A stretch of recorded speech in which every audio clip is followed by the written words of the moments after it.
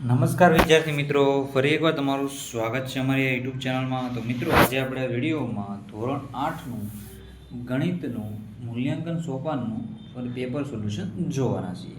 તો એમાં મિત્રો આપણે શું જોઈશું? તેમાં બધા જ આઈએમપી ક્વેશ્ચનો જોવાના છીએ. કુલ ગુણ રહેશે 40 ગુણનું પેપર રહેશે અને તમારા વિદ્યાર્થીનું નામ છે ત્યાં વિગત ભરી દેવી, રોલ નંબર છે ત્યાં રોલ નંબર તમારો જે આપેલો એ પુટઅપ કરી દેવાનો રહેશે. તો આપણે સાહિત્ય હવે આપણે સોલ્યુશન સ્ટાર્ટ કરી દઈએ. તો વિભાગ એ છે, બહુ વિકલ્પિત પ્રશ્નો MCQ ટાઈપના કરવાના રહેશે. તો પહેલો ક્વેશ્ચન છે, સમય સંખ્યા -7/3ની વ્યસ્ત સંખ્યા કઈ છે? તેમાં આપણો જવાબ શું આવશે? તેમાં આપણો જવાબ રહેશે -3/7. તો એ નીચેનું સ્પષ્ટીકરણ આપવામાં આવેલું છે. જો જવાબ રહેશે B, -3/7. બે સંખ્યાઓનો ગુણાકાર 1 થાય તો તે એકબીજાના વ્યસ્ત કહેવાય છે. -7/3 ગુણ્યા -3/7 બરાબર 1. બીજા નંબરનું છે, સમીકરણ 3x + 5 બરાબર 14નો ઉકેલ શોધો. તેમાં આપણો જવાબ રહેશે 3. તો નીચે એનું સ્પષ્ટીકરણ આપેલું છે, એ પણ આપણે જોઈ લઈએ. જો આપેલું છે સ્પષ્ટીકરણ x બરાબર 3. સ્પષ્ટીકરણ 3x બરાબર 14 - 5 અને 3x બરાબર 9 અને x તો 9/3 બરાબર 3. ચતુષ્કોણના ચારેય ખૂણાઓનો માપનો સરવાળો કેટલો થાય છે? તો ચતુષ્કોણના ચારેય ખૂણાઓના માપનો સરવાળો કેટલો થાય છે? 360 ડિગ્રી થાય છે. તેનો જવાબ અહીંયા રહેશે. ચતુષ્કોણના ચારેય શિરોબિંદુઓના અંદરના ખૂણાઓનો સરવાળો 360 ડિગ્રી થાય છે. ચોથા નંબર છે, સમય સંખ્યાઓ માટે ગુણાકાર વિશેની તટસ્થ સંખ્યા કઈ છે? તો સમય સંખ્યાઓ માટે ગુણાકાર વિશેની તટસ્થ સંખ્યા કઈ છે? તો જવાબ આવશે 1. તો જવાબ આવશે 1. કોઈ પણ સમય સંખ્યાને 1 વડે ગુણતા પરિણામ તે જ સંખ્યા મળે છે. શું જવાબ આવશે? પરિણામ તે જ સંખ્યા મળે છે. પછી આપણે આગળનો ક્વેશ્ચન જોઈએ. નિયમિત ષટકોણના બધા બહિષ્કોણોનો માપનો સરવાળો કેટલો થાય છે? તો એમાં આપણો જવાબ આવશે 360 ડિગ્રી આવશે. કોઈ પણ બહુકોણના બહિષ્કોણોનો માપનો સરવાળો હંમેશા 360 ડિગ્રી થાય છે. તેનો જવાબ રહેશે. પછી છે ખાલી જગ્યાઓ પૂરો વિભાગ B. સમય સંખ્યા 4/5ની વિરોધી સંખ્યા શોધો. તો -4/5 એની વિરોધી સંખ્યા રહેશે. 2x - 3 બરાબર 7માં ચલ ખાલી જગ્યા છે. તેમાં આપણો જવાબ રહેશે x એ ચલ છે. 8મા નંબરનો ક્વેશ્ચન, જેને તમામ બાજુઓ અને તમામ ખૂણાઓનો સમાન હોય તેવા બહુકોણને ખાલી જગ્યા બહુકોણ કહે છે. તેમાં આપણો જવાબ આવશે નિયમિત બહુકોણ કહે છે. શું કહેવાય છે એને કહેવાય છે નિયમિત બહુકોણ. કેવો બહુકોણ કહે છે? નિયમિત બહુકોણ. પછી આગળનો ક્વેશ્ચન છે, સરવાળા વિશેની તટસ્થ એકમ સમય સંખ્યા કઈ છે? તો એમાં જવાબ આવશે 0. 10મા નંબર છે, સામસામેની બાજુઓની એક જ જોડ સમાંતર હોય તેવા ચતુષ્કોણને કહે છે? તો સમલંબ ચતુષ્કોણ કહે છે. કેવો ચતુષ્કોણ? સમલંબ ચતુષ્કોણ કહે છે. યોગ્ય જોડકા જોડો. વિભાગ A સાથે વિભાગ B ને યોગ્ય રીતે જોડો. ચોરસના વિકર્ણો. પછી છે સમાંતર બાજુ ચતુષ્કોણના સામસામેના ખૂણા, લંબચોરસના વિકર્ણો, સમબાજુ ચતુષ્કોણના વિકર્ણો. તો જો અહીં જોઈ લેવું. અહીં જો પહેલાં B જવાબ આવશે, સમાન લંબાઈને પરસ્પર કાટખૂણે દુભાગે. તો ચોરસના વિકર્ણો જો આવે ત્યાં ચોરસ છે તો આવી રીતે હોય.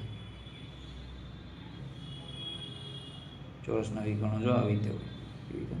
હા, સમાન કાટખૂણો ધરાવતા હોય ને સમાન પરસ્પર કાટખૂણો દુભાગે અને સમાન લંબાઈના હોય છે.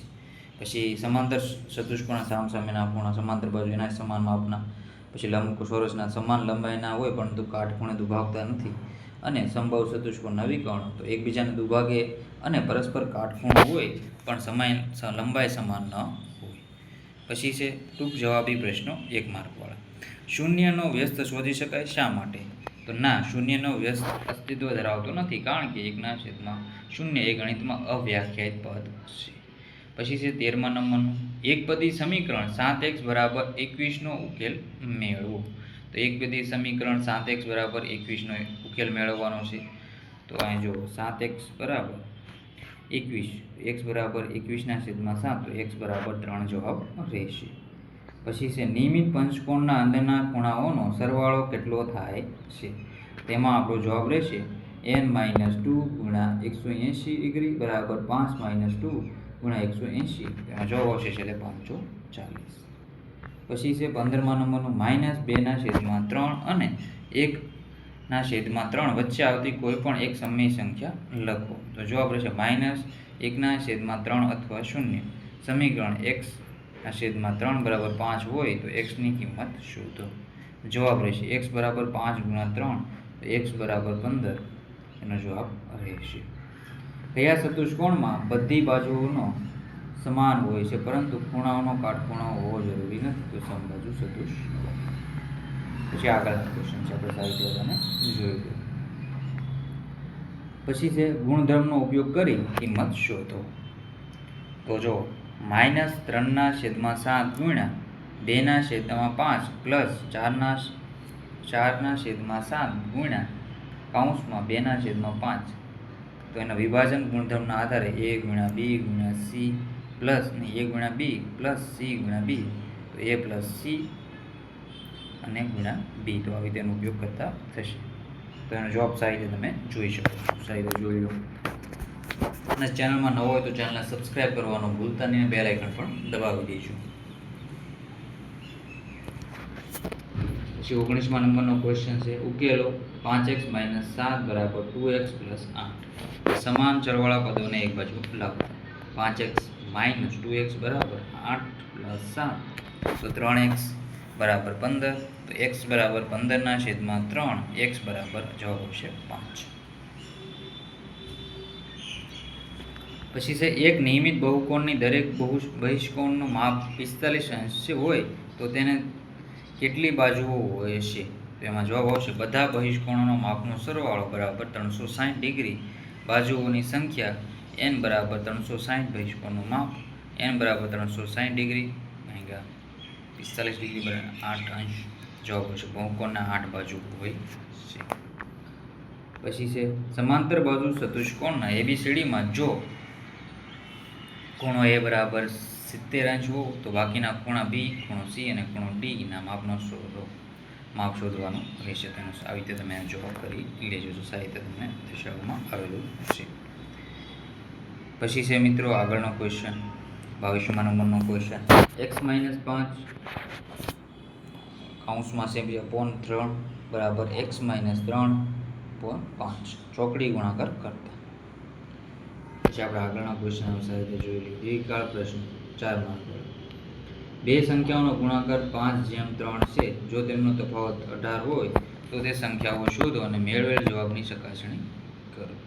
તો જવાબ અને ગણતરી તમે સાહિત્ય જોઈ શકો છો. સાહિત્યના ક્વેશ્ચનનો આન્સર કરી શકો. તો 5x - 3x બરાબર 18. તો 2x બરાબર 18, તો એમાં જવાબ આવશે 9. તો પ્રથમ સંખ્યા 9 વડે ગુણ નાખવાની અને બીજી સંખ્યાને 9 વડે, તો જવાબ આવશે 27. પછી છે વિસ્તૃત છે મિત્રો જવાબ, ક્વેશ્ચન જવાબ આપવાના રહેશે. તો સાહિત્યને તમે જોઈ લેજો. તો મિત્રો આ હતું આપણું ગણિતનું ધોરણ 8નું પેપર સોલ્યુશન. સાથે તમારે પૂરેપૂરું પેપર સોલ્યુશન જોઈ લેવાનું રહેશે. ચેનલમાં ન હોય તો ચેનલને સબસ્ક્રાઈબ કરવાનું ભૂલતા નહીં. તો મિત્રો વિડીયોને એન્ડ કરીએ છીએ. જય હિન્દ, જય ભારત.